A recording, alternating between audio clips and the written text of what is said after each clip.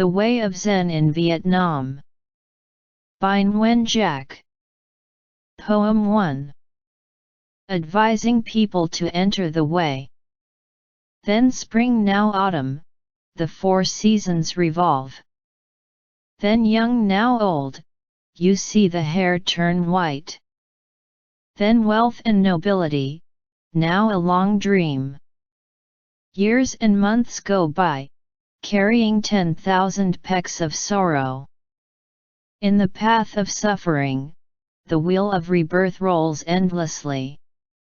In the river of passion, we swim like bubbles forming and popping. Now coming to the right place to learn the way. Why don't you touch your nose? See that this is your very good chance of a million lifetimes. Tue Trung Thuong Si, 1230–1291. Note: Tue Trung Thuong Si said that all things change all the time. The Buddha said that the fire of impermanence is constantly burning everybody and everything. You should observe impermanence in all conditions, see that nothing has an abiding self, and notice that the feeling of suffering arises when the river of passion sweeps through your body and mind constantly. How does one learn the way to escape suffering?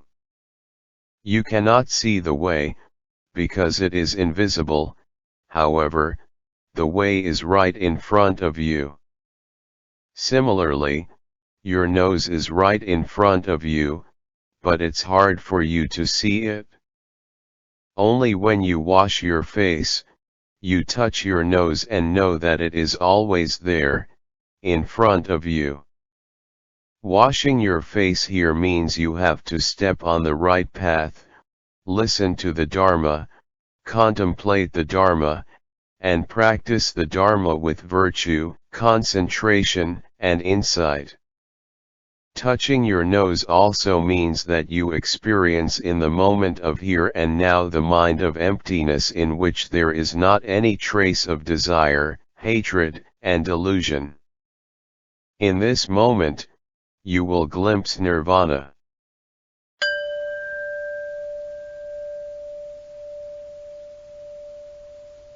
Poem 2. The Treasure. Living in the world, happy with the way, you should let all things take their course. When hungry, just eat, when tired, just sleep. The treasure is in your house, don't search any more. Face the scenes, and have no thoughts, then you don't need to ask for Zen. Tran Nhan Tong, 1258–1308. Note: live with the water, not with the waves rising and falling, live with the nature of mirror to reflect, not with the images appearing and disappearing. Live with the essence of the mind, not with the thoughts arising and vanishing. When you see the essence of the mind, then you catch a glimpse of nirvana, the state of unborn, uncreated, unconditioned peace. After that moment, you know how to live with the mind unmoved while walking, standing, sitting and lying down. How can you see the essence of the mind? Please, remember, you are never away from it, just like the water holds all the waves and is never away from the waves, just like the emptiness of the mirror hold all the images and is never away from the images. The essence of the mind is non-self, so it manifests as a great magician. Your mind has no form, so it takes all forms you see as its forms. Your mind has no color, so it takes all colors you see as its colors. Now look out the window. When you see a bird, your mind now has the form of a bird, and when the bird flies, your mind flies too. Your mind is all things you see, all things you hear, all things you feel, the observer is all things observed.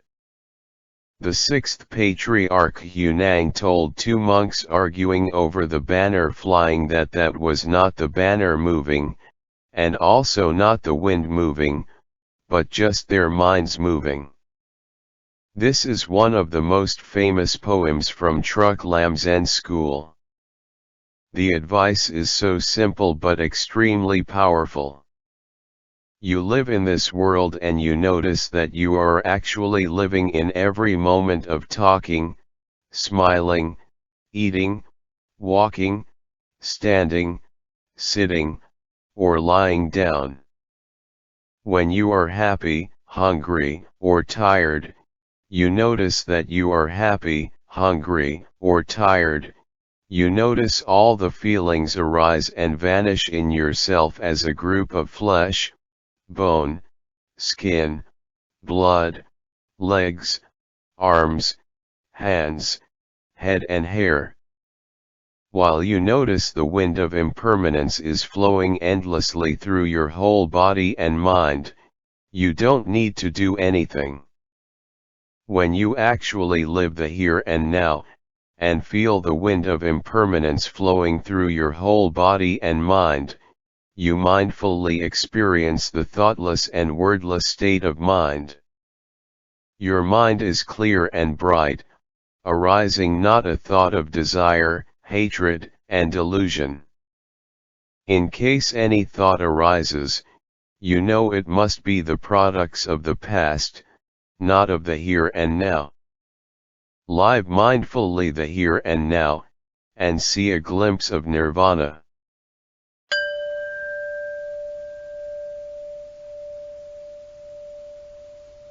Poem 3. Sitting.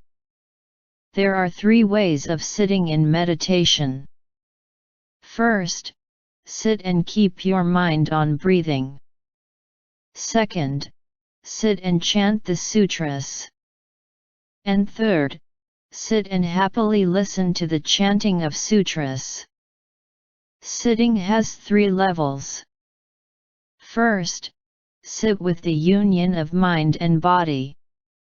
Second, sit in peacefulness. And third, sit without fetters. What does it mean to sit with the union of mind and body? That means your mind becomes one with your body. What does it mean to sit in peacefulness? That means your mind has no thought. What does it mean to sit without fetters? When all fetters are destroyed, that is what it means to sit without fetters. Khuong Tang Hoi 280. Note: when mindful of your breathing, you are also mindful of your mind. Later, you will see your mind becoming one with your breath. When mindful of your bodily movement, you are also mindful of your mind.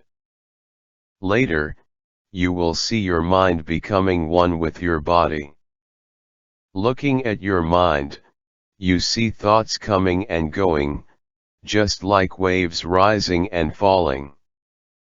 Your breaths will become very subtle and almost disappear, then you will see that body and mind become oneness and peacefulness. Thus, practicing mindfulness of breathing leads to practicing the four foundations of mindfulness. The suttas said that when your body is immersed in happiness, you are entering the first jhana.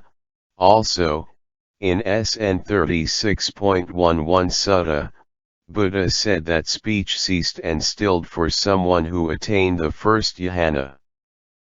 When your mind has not any thought and when your whole body and mind immerse in the blissful silence, you are entering the second jhana.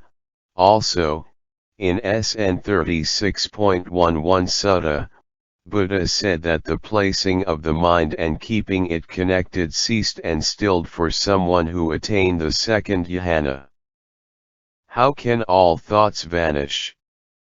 Don't try to stop any thought, it will disappear when you observe and see its nature of emptiness. The suttas, example MN 52, MN 64, said that from the first or second jhana, you can observe and feel the wind of impermanence flow constantly through your whole body and mind. In that state of mind, you are letting go of all things. All fetters will gradually fade and vanish.